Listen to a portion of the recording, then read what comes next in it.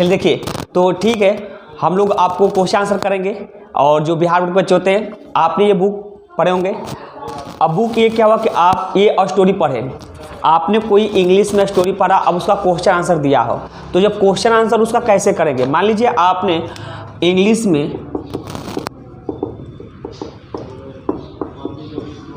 Story पढ़े, English में story पढ़े। अब स्टोरी पढ़ने के बाद क्या होता है कि मैक्सिमम बच्चे को आंसर देने में दिक्कत होता है, पहले क्वेश्चन नहीं समझता क्वेश्चन क्या कर रहा है। देखिए, अगर आपको क्वेश्चन समझ आए कि क्वेश्चन क्या पूछ रहा है, तो आप क्या हुआ कि अगर उसको हिंदी में भी कहानी सुने रहेंगे, अगर हिंदी में भी कहानी सुने रहेंगे तो क्या होगा आपके साथ कि आप अगर समझ जाइए क्वेश्चन क्या पूछ रहा है तो उसका आंसर आप दे देंगे। अगर उसका समझ नहीं पाएंगे क्वेश्चन का क्या रहा है, तो फिर जाहिर सी बात है कि आप उसका आंसर भी नहीं दे पाएंगे ठीक ठाक। देखिए, तो आपको अगर इंग्लिश में इस WH वर्ड जो होता है, अगर आपने इंग्लिश में स्टोरी पढ़ा, देखिए आपको यहाँ बोले कि WH वर्ड का मतलब होता है व्हेन, व्हाई, वेयर, हाउ, जो आपको क्वेश्चन पूछाते हैं। उसका ये एक्सिलरी वर्ब है, एक्सिलरी वर्ब आपको पढ़ाए होंगे, कितने होते हैं 24। उसका सब्जेक्ट मेन वर्ब का मतलब वो होता है जो V1, V2, V3, V4, V5 बनते हैं उसका मेन वर्ब बोलते हैं। उसका अदर वर्ड क्वेश्चन मार्क। अगर इस पैटर्न से आपको WH वर्ड का यूज हो, एक रिलेटिव प्रोनाउन होता है जो बीच में यूज होता है, रिलेटिव प्रोनाउन, तो वो आपका रिलेटिव प्रोनाउन जो तो वहाँ पर क्वेश्चन नहीं पूछता है। लेकिन ये आपको अगर इस बेस पर यूज हो, जो आपको WH word, axillary verb, subject, main verb, other word और क्वेश्चन मार्क हो, तो इस पैटर्न पर क्या होगा कि मान लीजिए आपसे पूछा व्हाट से अगर क्वेश्चन है, व्हाट का हिंदी, देखिए ये तो आप व्हाट जान के इंग्लिश, इसका हिंदी होता है क्या, ये तो बात है। लेकिन अगर आपसे कोई कहानी पढ़े, अगर व्हाट से क्वेश्चन चालू हो रहा है, तो उस कहानी में आपको यही चीज़ पूछेगा, या तो वचन पूछेगा, या धंधा पूछेगा, या कोई बात का पता लगाने के लिए वो पूछा जाता है। जैसे हम पूछे कि मतलब व्हाट इज योर नेम, तो हमने पूछे कि व्हाट इज योर नेम का मतलब क्या होगा, मैं नहीं जानता भाई आपका नाम क्या, उसे बताइए। व्हाट डिड यू से, आप क्या कहे, हम भी नहीं, हम आपसे जो क्वेश्चन पूछ रहे हो क्या पूछ रहे हैं कि हमारे कहने का मतलब है कि वो व्यक्ति जानता नहीं है, तब इसका प्रयोग होता है। तो आपको उस कहानी में जब भी आपको व्हाट से क्वेश्चन किसी कहीं पूछा गया, तो वो समझिए कि वो आपसे पूछना चाह रहा है कुछ उसके, या तो वचन के बारे, या धंधा के बारे, या कोई बात पूछा जिससे वो उसको मालूम, उसका आंसर देना होता है। ठीक है, देखिए उसके बाद आपको वाई का मतलब होता है क्यों। अगर आपको इंग्लिश में चाहे हिंदी में, दोनों में से किसी से पूछ दे क्वेश्चन, तो उसका मतलब होता है कि आपका उसका आंसर देना हो। तो काउज मतलब कारण का पता लगाने के लिए, कारण का पता लगाने मतलब जिसे, कारण का मतलब जिससे को रो रहा है, तो भाई वो रो रहा है, ठीक। अगर हम पूछे कि आप क्यों रो रहे हैं, वाई आर यू वीपिंग, तो आपको कारण बताना पड़ेगा कि I have lost my mobiles, यानी मैं अपना मोबाइल क्या करूँ, लॉस्ट कर चुका हूँ, उसी कारण मैं रो रहा हूँ। तो आपको जब भी आपको वाई पूछ रहा है क्वेश्चन, तो उसमें कारण पूछ रहा है कि वो किस कारण की वजह से वो ये घटना घटा है, तो जब भी पूछेगा उसमें कारण पूछेगा, और सब ये रिलेटेड करेंगे उससे। आप जब क्वेश्चन बनाएंगे यही बेस पूछा भी जाता है, अगर आपसे जब भी पूछा जाएगा तो वही कारण। अब आते हैं व्हेन मतलब होता है कब, टाइम।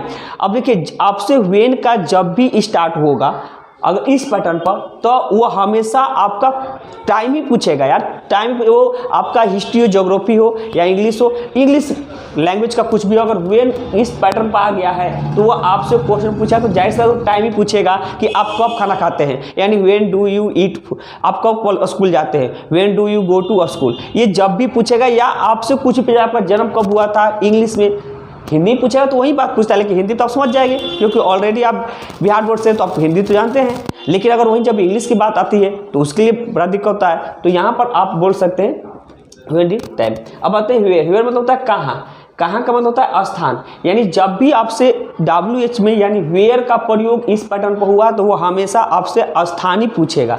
जब भी पूछेगा वो स्थानीय पूछेगा। कि अब मान लीजिए लोग पूछते हैं कि बिहार की राजधानी कहाँ है, तो लोग पूछते हैं where is the capital of Bihar, आप कहाँ के हैं, वेयर फ्रॉम।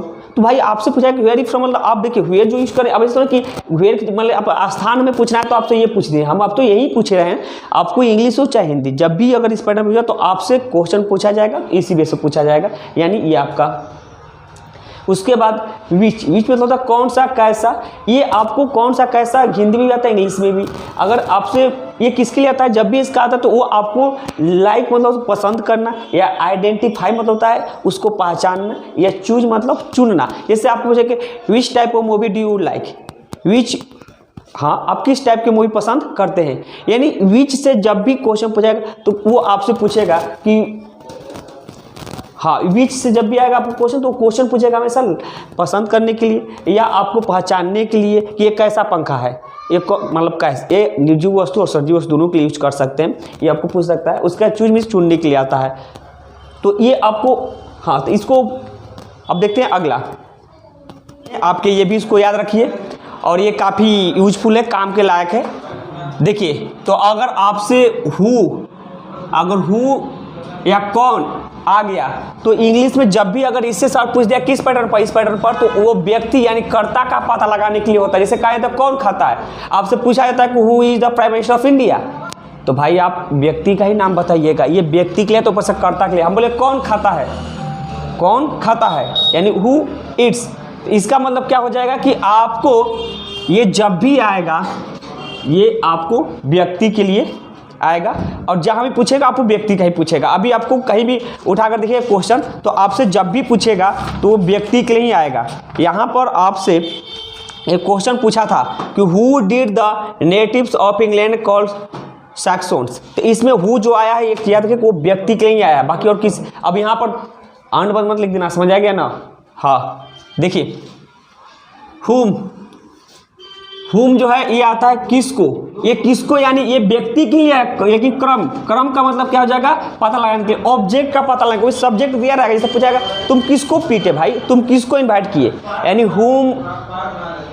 हुम डिड यू इनवाइट, यानी उसमें सब्जेक्ट दिया रहा करता, लेकिन ऑब्जेक्ट का बताएंगे आप किसको पीटे, किसको बुलाए, किससे शादी किए, किसके साथ गए, इसके लिए। तो आपको जब भी आएगा तो वो ऑब्जेक्ट का पता करने का, सब्जेक्ट है ऑलरेडी, सब्जेक्ट है उसमें ऑब्जेक्ट चाहिए, यानी हाँ, तो उसको ही आप यूज कर सकते हैं, सब्जेक्ट चाहिए अब ऑब्जेक्ट। तो यहाँ पर आपका सब्जेक्ट देगा, ऑब्जेक्ट का पता करने के लिए हुम का प्रयोग करते हैं। और जब भी अगर हुम से इस पैटर्न पर क्वेश्चन पूछ रहा है तो समझिए कि वो ऑब्जेक्ट पूछ रहा है कि किसी ने किसी के साथ कुछ गलत किया है। अब आते हैं हुज मतलब किसका, ये संबंध या अधिकार बताने के लिए पूछा है। जैसे कि कोई पूछ दिया कि यह रूम किसका है, एक कलम किसका है, एक किताब किसका है, भाई एक किताब किसका, हम ये क्या पूछ रहे हैं, या तो इस किताब किसका पूछ रहे हैं जिसका से संबंध है या जिसका अधिकार वो अपना किताब क्या करे ले ले। तो आपको जब भी अगर इससे स्टार्ट हुआ क्वेश्चन तो समझिए वो हमेशा किसी न किसी का अधिकार के बारे में पूछ रहा है। उसके बाद हाउ मतलब कैसे, ये तरीका के लिए, मेथड के लिए आएगा पूछने के लिए कि यानी आप कैसे खाना बनाते हैं, यानी आप इंग्लिश कैसे बोलते हैं, आप इंग्लिश कैसे बोलते हैं, how do you speak English. तो आपको ये जब भी आएगा हाउ तरीका पूछने के लिए आएगा, जहाँ भी आएगा तरीका के लिए आएगा। हाउ मेनी का प्रयोग होता है कितना, ये संख्या नंबर का पता लगाने के लिए कि how many students, how many boys, यानी कि कभी जब भी आएगा या हाउ मेनी आपको संख्या का पता लगाने के लिए आएगा। और उसके बाद आपका हाउ मच जो आएगा वो आपको आएगा मात्रा यानी क्वांटिटी पूछने के लिए, जैसे दूध मिल्क जिसको आप क्या कर सकते हैं मेजरमेंट कर सकते हैं यानी मेजर कर सकते हैं, तो उसके लिए इनका प्रयोग होता है। तो इसको अच्छे से क्या कर लीजिए, याद कर लीजिए, और इसी बेस पर आप क्या कर सकते हैं क्वेश्चन आंसर दे सकते हैं। और इससे कहीं नहीं, ये पैटर्न होना चाहिए, ये पैटर्न होना चाहिए। हाँ, तो ये पैटर्न